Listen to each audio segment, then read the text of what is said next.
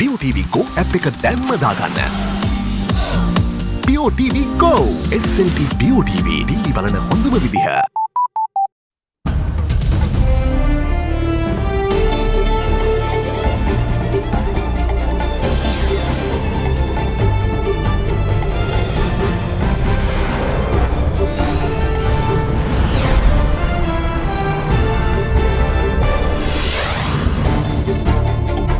Tonight, muted Vesak.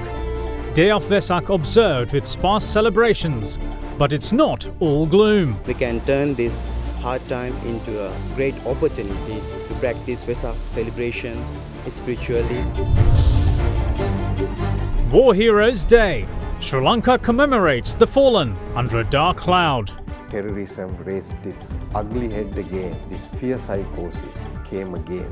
I hope and pray that the peace we achieved 10 years ago will come back to us. Shouldn't have happened. Opposition leader says the repercussions of mistreating war heroes are now felt by the country. Reforestation of Vilpattu. Campaign gets underway to replenish the depleted forest reserve. In this particular area, we have lost around 2,100 acres of trees. All that and much more coming up on First at 9 this Saturday, the 18th of May 2019. අයඩෙක්ස් ඇතුළත ඉදිමීම සමනය කරන අතර විනාඩි 5කින් ක්‍රියා කිරීම ආරම්භයි. අයඩෙක්ස් දිවියට නව දිනයක්. අයඩෙක්ස් වෙතින් එසේ කැක්කුමට විශේෂඥා අයඩෙක්ස් හෙඩ් ෆාස්ට් ඉක්මනට සහනය අදම අත්විඳින්න.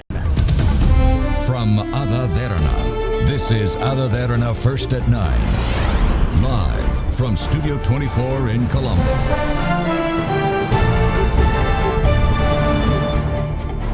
Good evening and welcome to First at 9. I'm Dhammiket Naika. Let's start with your local stories.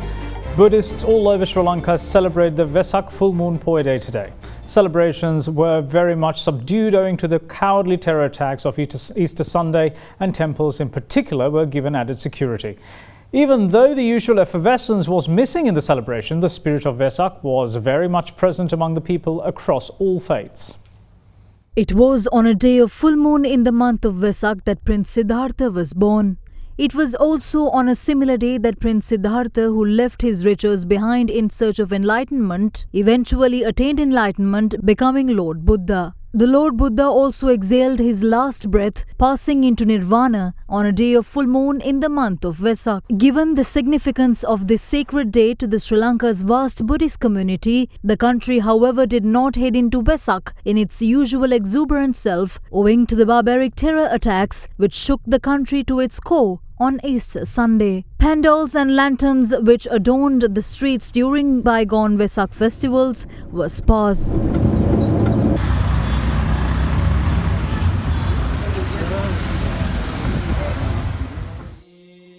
That, however, did not deter devotees from engaging in religious observances at temples today, albeit amid tight security.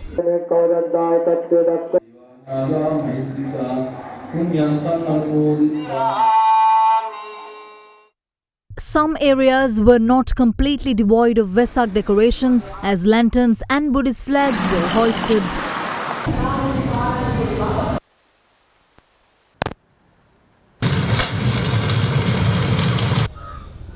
Despite religious differences, Muslim, Christian and Hindu communities joined in decorating streets in some areas, standing as a true testament for coexistence.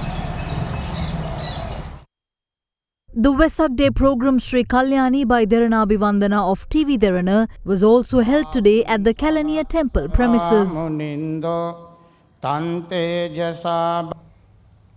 Now, what is the true meaning of Vesak? Although we do not see the usual sights of pandals and lanterns due to the prevailing security situation, it is evident that the manner in which people celebrate Vesak this time around is more to do with spirituality and self-reflection. Speaking to First at 9, Venerable Nepale Swarnathera believes that the lack of festivities should not be viewed as a sign of gloom, but rather an opportunity to move away from materialistic practices to engage in spiritual well-being. Some of the common sights during the season of Vesak are the dazzling pandals and elaborate lanterns displayed at Vesak zones. Given the country's current security situation, however, there is a marked difference between celebrations from last year to this year. Although it is true that some of the experiences of Vesak in Sri Lanka is bringing people from all backgrounds to the streets to experience the sights and sounds of Vesak as well as food from dansals, the question begs, is the true meaning of Buddhist philosophy lost in these materialistic practices? Given the more subdued celebrations this time around, it has in fact created an opportunity for those who celebrate Vesak to focus on the spiritual aspect of the season and engage in self-reflection. Speaking to First at 9, Venerable Nepali Swarnathera said that pandals and lanterns used to serve the purpose which multimedia does in today's society, and that lack of presence during this Vesak season is not to be taken as a sign of gloom. In Sri Lanka, we celebrate Vesak in various ways, material and spiritual ways. Due to this security concern, this time we are not able to celebrate in vast material ways like outdoor exhibitions like Toran, Dansal, Vesak Kudu. But we shouldn't be disappointed or discouraged. According to Buddhism, there are two types of Buddhist practice. One is Amisa Puja, the material practice, and another is Pratipatti Puja, spiritual practice. The Buddha has more encouraged to engage in spiritual practice. So in this hard time, we can turn this hard time into a great opportunity to practice Vesak celebration spiritually. Now, Prime Minister Ranil Wickremesinghe urges people to practice the 4 foundations of mindfulness in his message to mark the Vesak full moon Poya Day. President Maithripala Sirisena, meanwhile, in his message, called on all to shed the greed for power.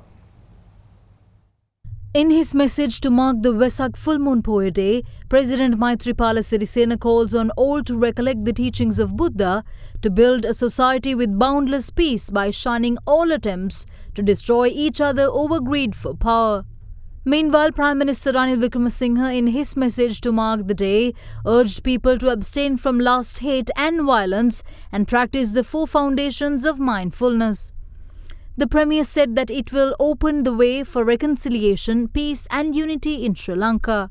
In the meantime, opposition leader Mahinda Rajapaksa also issued a statement to mark the Vesak full moon Poya Day. He said, "May all forces of darkness, ignorance, bigotry and hatred towards other be defeated, and may an era of contentment, peace and evocation be heralded."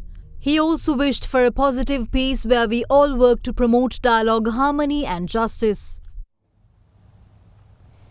Now, today Sri Lanka commemorates 10 years since the end of a conflict that claimed the lives of thousands of people. The country is set to pay tribute to the memory of fallen war heroes in a series of ceremonies coined as Dasavarshanabi Shekaya, also known as Decade of Peace, which are scheduled to commence tomorrow and conclude on the 22nd. Speaking to First at 9, however, 3 former commanders of the Army, Navy and the Air Force who oversaw the end of the conflict highlighted the need for the country to work together as one. They called for the differences brought on by caste, creed and religion to be set aside to ensure that terrorism does not resurface in an island nation which is recovering from the recent Easter Sunday terror attacks. On the 27th of July 1975, Mayor of Jaffna, late Alfred Durayappa, was shot dead when he was on his way to the Nallur Kovil. But no one even thought that this incident could lead to the beginning of a 30-year-long conflict which would later shatter the peace and harmony of the island nation. Several years after, a significant turning point in the country's history fell on July 1983 when 13 army soldiers were killed by the LTTE, giving way to riots across the island, which later came to be known as Black July. After 2 decades of fighting which claimed thousands of lives and failed attempts at peace talks, a lastly negotiated settlement to the conflict appeared possible when a ceasefire was declared in December 2001 and a ceasefire agreement was signed with international mediation. Shortly afterwards, however, a new crisis emerged when the LTTE closed the sluice gates of the Mavilaru Reservoir, depriving the supply of water to the destitute people in the east. This led to the government deploying its armed forces on the 21st of July in 2006 to conduct operations to release the reservoir from the clutches of the terrorists. Thus began the Fourth Elam War. On the 18th of May 2009, exactly 10 years ago, however, the conflict with the LTTE terrorists came to an end under the leadership of then-President Mahinda Rajapaksa and directive of his Defence Secretary Gotabaya Rajapaksa, bringing new hope to the people of Sri Lanka. Field Marshal Sarath Fonseca, who was the army commander at the time, former Navy Commander Admiral Vasanta Karannagoda and former Air Force Commander Air Marshal Roshan Gunatilaka led the operation to defeat the terrorists with the assistance of former Director General of the Civil Defence Force Rear Admiral Sarath Veerasekara and former IGP Jayantha Vikramaratne. Shaheed, Takbir. Although it has been 10 years since the war, the spate of explosions which hit the island on the 21st of April this year has now raised another challenge for Sri Lanka, as terrorist organisation the Islamic State claimed responsibility for the attacks. Speaking to First at 9, the three former commanders of the Army, Navy and Air Force expressed their views on the country's current security situation. Out of my 200,000 men, 5,000 paid the supreme sacrifice, about 3,000 became permanently disabled, and about another 27,000 got injured in the battlefield. Today it is a little unfortunate that another situation has arisen due to another development. The people have come under terrorist attack after 10 years. So now we have another responsibility. The politicians, everybody who is responsible for the security of the country and the people to protect this nation, they have a huge responsibility now to do the right thing, forgetting about their political agendas for the sake of the nation, and join hands with the people also and lead the forces to free our country again from this terrorist menace. And I am sure the military has the capability, capacity and the strength to do that job. I hope and pray that the peace we achieved 10 years ago will come back to us. I wish to request the people of this country to exercise patience at a time like this. I believe our tri-forces are able to bring the situation under control, and the only way the citizens can give their assistance is by maintaining calm and not falling prey to rumours and hearsay.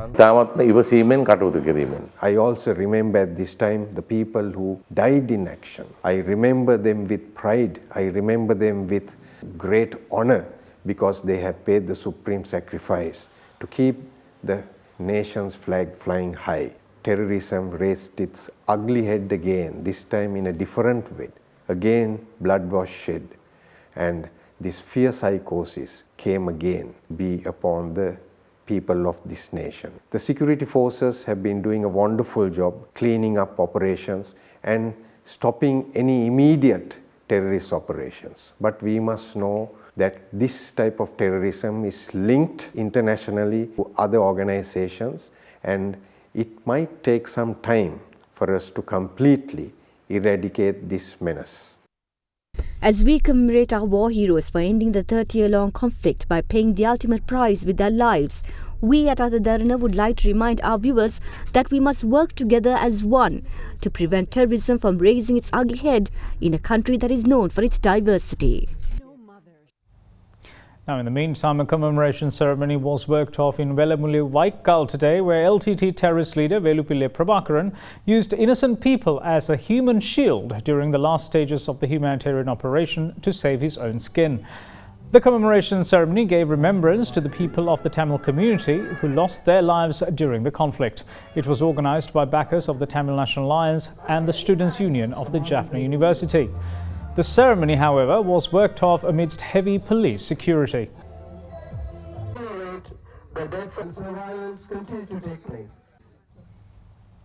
President Maithripala Sirisena granted a presidential pardon to 762 inmates detained over minor offences in view of the Vesak Poya Day today. The ceremony to mark the presidential pardon to prisoners was held at the Valikata prison grounds this morning.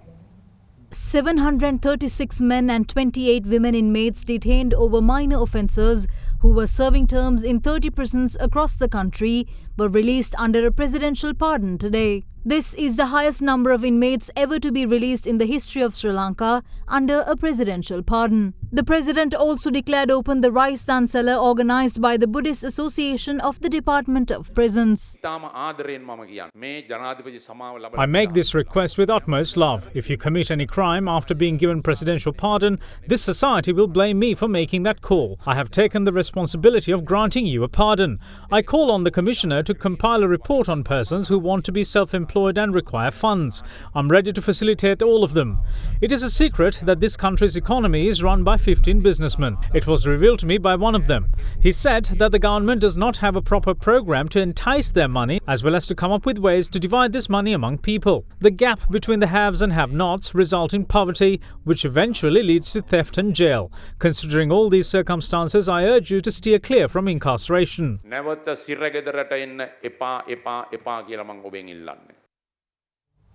Prime Minister Ranil Wickremesinghe believes that the country has Theravada Buddhism to be thankful for Sri Lanka being what it is today. Addressing the state Vesak festival in Hikkaduwa, the Premier said Theravada Buddhism laid the foundation of the Sri Lankan civilization. Prime Minister Ranil Wickremesinghe attended the state Vesak festival in Totagamu Ratpat temple in Hikkaduwa today.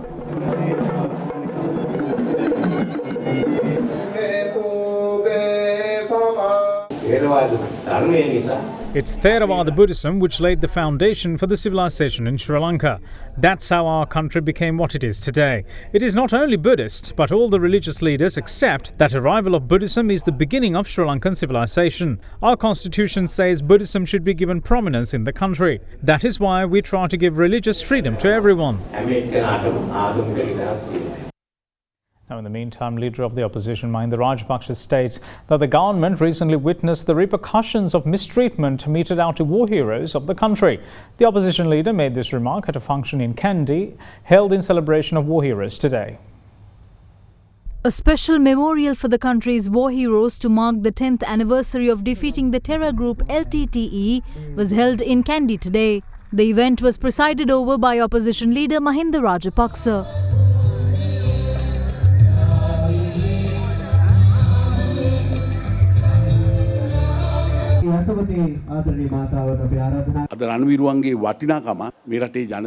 People recall the value of the country's war heroes today. The freedom that was won by our war heroes faded away in some people's minds. We were worried when war heroes were imprisoned. We recently witnessed the consequences of mistreating war heroes. No need to say whose mistake this is.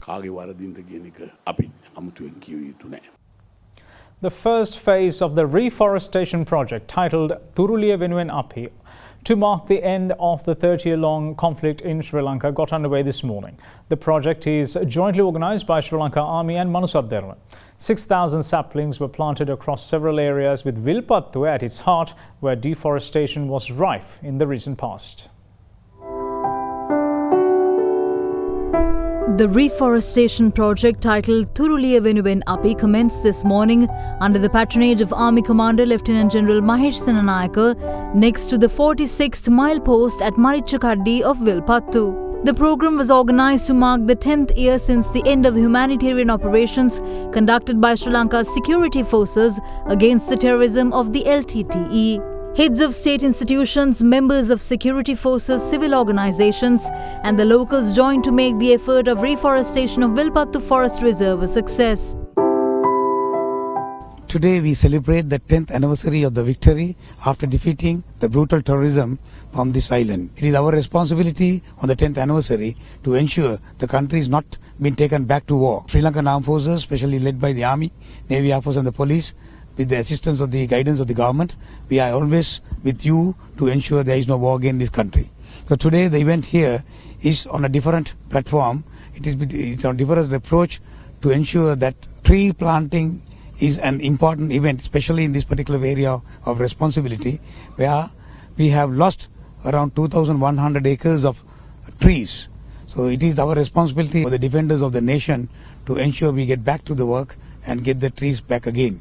So I appreciate the assistance, guidance and support given by all the well-wishers and the public of this nation to the armed forces to ensure that we do our job in protecting you and the property of this land. Sapling planting campaigns were also organized in the areas of Kondachi and Arippu. 6,000 saplings were planted under the first phase of Thuruliya Venuwen Api reforestation project. Members of civil organizations, school children and army personnel were seen contributing in the efforts. There's more news coming up on the other side of this break. Stay tuned.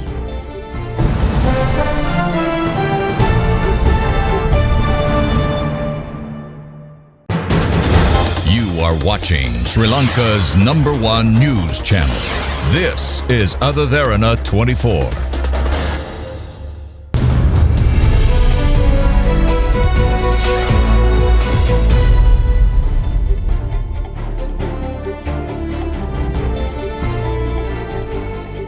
Welcome back. You're watching First at 9. Now, the Purchasing Managers Index for the month of April recorded the all-time low value of 41, which is a decline of 25.9 index points from March this year. Meanwhile, Services PMI also recorded a value below the neutral 50 threshold for the first time since 2015. Given the downward spiral, business cycle analyst Dr. Kenneth De Silva, however, doubts there would be a reversal of the trend due to upcoming elections, since there won't be much focus on transforming existing policy frameworks. He also warned that if the PMI falls further, there would be more issues in the economy. Business sentiment has not been that great over the last 2 years. As we've seen, the LMD Business Confidence Index also mirroring similar sentiments. We see that overall macroeconomic framework of the country is something that has been of great concern. We have seen high real interest rates over the last 2.5 years to 3 years. That's really crippling businesses. We have seen a contraction in credit by banks because banks' NPLs are rising.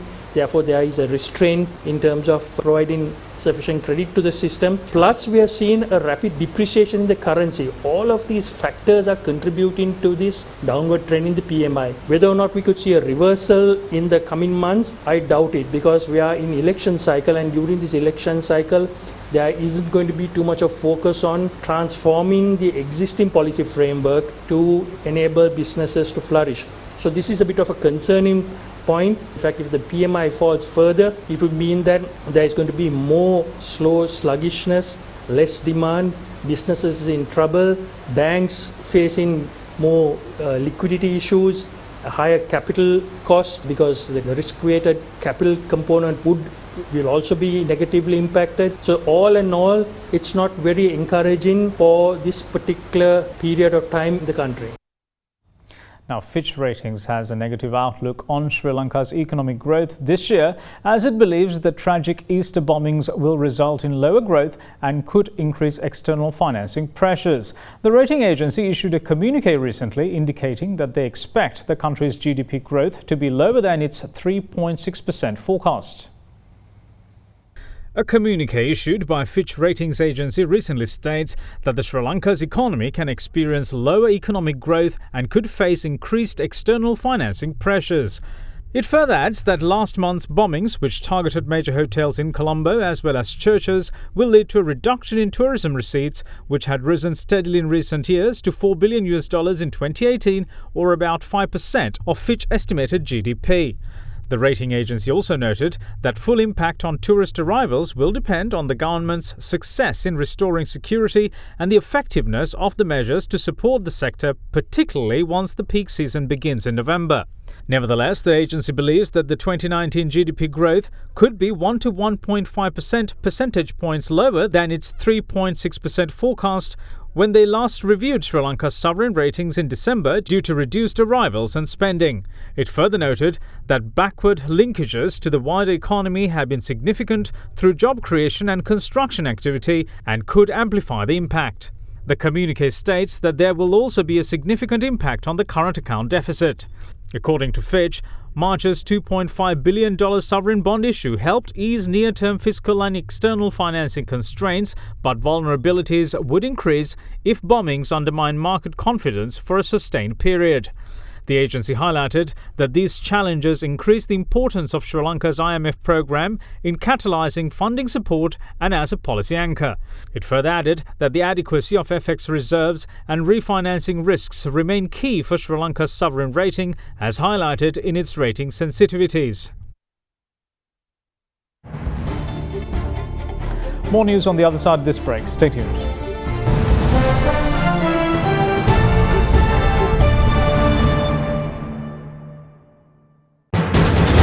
You are watching Sri Lanka's #1 news channel. This is AdaDerana 24.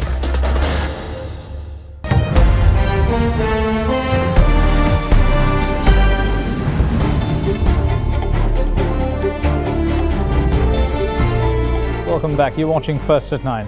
Now, Australia's Liberal National Coalition government under Prime Minister Scott Morrison has won a historic victory, taking his party for a third term in government against all expectations. In a triumphant speech, Morrison said he has always believed in miracles. Meanwhile, opposition Labor Party leader Bill Shorten has announced he is resigning after accepting defeat. Exit polls had suggested a narrow Labor win for the first time in 6 years. The final result of the election may not be known for some hours, but with more than 70% of votes counted, the coalition has won or is ahead in 74 seats in its quest for a 76-seat majority, with Labor on just 66 seats.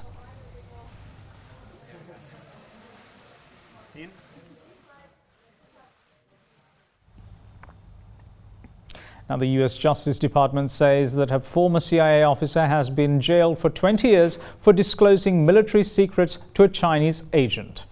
62-year-old Kevin Mallory was found guilty of several spying offences following a 2-week trial last June. The fluent Mandarin speaker from Leesburg, Virginia, held top-level security clearance and had access to sensitive documents. He was convicted of selling secrets to China for $25,000. And that's it from all of us here at First at 9. Thanks for watching. Bye-bye.